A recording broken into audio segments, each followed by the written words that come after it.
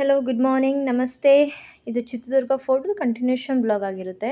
And then as usual entry fee pay ಮಾಡಬೇಕು. 25 rupees per head. Up to 14 years concession ಇರುತ್ತೆ. ಅಲ್ಲಿ QR code ಇರುತ್ತೆ. ಅದನ್ನ ಹೋಗಿ ನೀವು ಸ್ಕ್ಯಾನ್ ಮಾಡಿ ಪೇಮೆಂಟ್ ಮಾಡಬೇಕಾಗಿರುತ್ತೆ. ಅವರು ಯಾವುದೇ ರೀತಿಯ ಕ್ಯಾಶ್ ತೊಗೊಳ್ಳೋದಿಲ್ಲ. ನನಗಿದು ಅಷ್ಟೊಂದು ಓಕೆ ಅಂತ ಅನ್ನಿಸ್ಲಿಲ್ಲ. ಬಿಕಾಸ್ ಎಲ್ಲರಿಗೂ ಆನ್ಲೈನ್ ಪೇಮೆಂಟ್ ಮಾಡೋಕ್ಕೆ ಗೊತ್ತಿರೋದಿಲ್ಲ. ಅಲ್ಲೊಬ್ರು ಕಪಲ್ಸ್ ಬಂದಿದ್ದರು, ಪಾಪ 15 ಮಿನಿಟ್ಸಿಂದ ವೆಯ್ಟ್ ಮಾಡ್ತಾಯಿದ್ರಂತೆ. ಏನು ಮಾಡಬೇಕು ಅಂತ ಗೊತ್ತಾಗ್ದಲೇ ಫೈನಲಿ ನಮ್ಮನ್ನ ಬಂದು ಕೇಳಿಕೊಂಡ್ರು. ಸೊ ನಾವು ಆನ್ಲೈನ್ ಪೇಮೆಂಟ್ ಮಾಡಿಕೊಟ್ವಿ, ನಮ್ಗೆ ಅವ್ರು ಕ್ಯಾಶ್ ಕೊಟ್ಟರು. And one more important thing is to have a guide. Because ನಾವು ಒಳಗಡೆ ಹೋಗಿ ರ್ಯಾಂಡಮಾಗಿ ಎಲ್ಲ ಪ್ಲೇಸಸ್ನ ನೋಡ್ತೀವಿ, ಬಟ್ ನಮ್ಗೆ ಅದ್ರ ಬಗ್ಗೆ ಏನಂದರೆ ಏನೂ ಕೂಡ ಅರ್ಥ ಆಗಿರೋದಿಲ್ಲ. ಅದೇ ಒಬ್ಬರು ಗೈಡ್ ಇದ್ದರೆ ನಮಗೆ ನೀಟಾಗಿ ಎಕ್ಸ್ಪ್ಲೈನ್ ಮಾಡ್ತಾರೆ. ಆ್ಯಂಡ್ ಇಲ್ಲಿ ಗೈಡ್ ಸ್ವಲ್ಪ ಕಡಿಮೆ ಜನ ಇದ್ದಾರೆ. ನಾವೇ 3 to 4 ಫ್ಯಾಮಿಲೀಸ್ಗೆ ಒಬ್ಬರು ಗೈಡ್ ಸಿಕ್ಕಿದ್ರು. ಆಲ್ರೆಡಿ ಯಾರೋ ಒಬ್ಬರನ್ನ ಹೈರ್ ಮಾಡ್ಕೊಂಡಿದ್ರು. ಸೊ ನಾವು ಹೋಗಿ ಅವ್ರ ಜೊತೆ ಜಾಯ್ನ್ ಆಗಿದ್ದು. ನಮ್ಗೆ ಸಿಕ್ಕಿರೋ ಗೈಡು ಓಕೆ, ನೀಟಾಗಿ ಏನೇನು ಪ್ಲೇಸಸ್ ಇದೆ ಅದ್ರ ಬಗ್ಗೆ ಎಲ್ಲ ಎಕ್ಸ್ಪ್ಲೈನ್ ಮಾಡಿದ್ರು ನೀಟಾಗಿ. ನಿಜವಾಗ್ಲೂ ತುಂಬಾ ಖುಷಿ ಆಯಿತು. ಆ್ಯಕ್ಚುಲಿ ಕೋಟೆ ನೋಡಬೇಕಂದ್ರೆ ನಿಮ್ಗೆ ಒನ್ ಡೇ ಪೂರ್ತಿ ಬೇಕಾಗುತ್ತೆ. ಇದು ಫಸ್ಟ್ ಗೇಟು. ಇದರಲ್ಲಿ ಒಂದು ಕಡೆ ಕೂತ್ಕೊಂಡು ಸೌಂಡ್ ಮಾಡೋದು, ಇನ್ನೊಂದು ಕಡೆಗೆ ಎಷ್ಟು ನೀಟಾಗಿ ಎಕೋ ಆಗುತ್ತೆ ಗೊತ್ತಾ. ಡೋರಿನ ಫ್ರಂಟಿನಲ್ಲಿ ಪೂರ್ಣ ಕಳಶ, ಮಂಗಳ ಕಳಶ ಹಿಂದೂಗಳ ಸಂಕೇತದಲ್ಲಿದೆ. ಇದನ್ನು ಇಂಡೋ ಇಸ್ಲಾಮಿಕ್ ಶೈಲಿ, ಇಂಡೋ ಸಾರಸಾನಿಕ್ ಶೈಲಿ, ಸೌಹಾರ್ದತೆ, ಭಾವೈಕ್ಯತೆ ಒಗ್ಗಟ್ಟಾಗಿ ಪ್ರದರ್ಶನ ಮಾಡಲಿಕ್ಕೆ ನಮ್ಮ ಕಸ್ತೂರಿ ರಂಗಪ್ಪ ನಾಯಕನ ಕಾಲದಲ್ಲಿ ಕಟ್ಟಿರುವಂಥ ಬಾಗಿಲಿಗೆ ಕಸ್ತೂರಿ ರಂಗಯ್ಯನ ಬಾಗಿಲು. ಈ ಥರ ಬಿಗ್ ಗೇಟ್ಗಳು 19. ಈ 19 ಹೆಬ್ಬಾಗಿಲನ್ನು ರಾಜ ಮಹಾರಾಜರು ಬರುವಾಗ, ರಾಣಿಯರು ಬರುವಾಗ, ಆನೆಗಳು ಬರುವಾಗ, ಪೂಜೆ ಸಂದರ್ಭ ಬಂದಾಗ ಮಾತ್ರ ಈ ದೊಡ್ಡ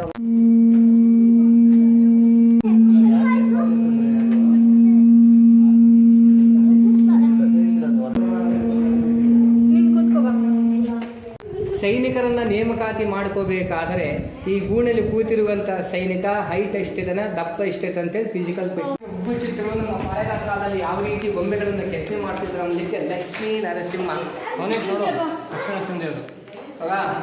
ಇದು ವರಹ, ವಿಜಯನಗರ ಅರಸನ ಲಾಂಛನ ವರಹ ಅಥವಾ ಬಂಗಾರ. ನಮ್ಮ ಪಾಳೆಗಾರ ಲಾಂಛನ ಗರುಡ ಹನುಮದೇವ ಆಂಜನೇಯ, ಗಂಗರ ಲಾಂಛನ ಮೀನು, ವೈಷ್ಣವರ ಲಾಂಛನ ಹುಲಿ ಅಥವಾ ಸಿಂಹ.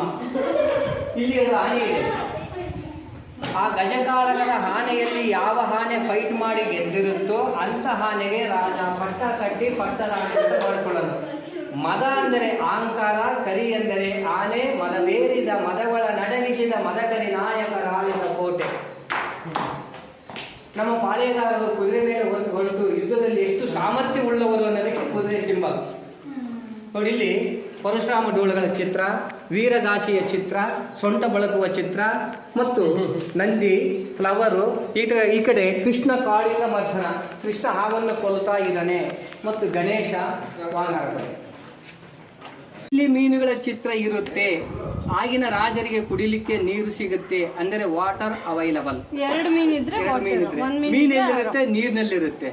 ನೀರಿನಿಂದ ಮೇಲೆ ಎತ್ತಿದಾಗ ಮೀನು ಸಾಯುತ್ತೆ. ಅದು ಆಮ್ಲಜನಕ ಮತ್ತು ನೀರನ್ನು ಕುಡಿದು ಉಸಿರಾಡುವಂಥ ಪ್ರಾಣಿ. ಒಂದು ಮೀನಿದ್ರೆ ದಾರಿ ತೋರಿಸುತ್ತೆ.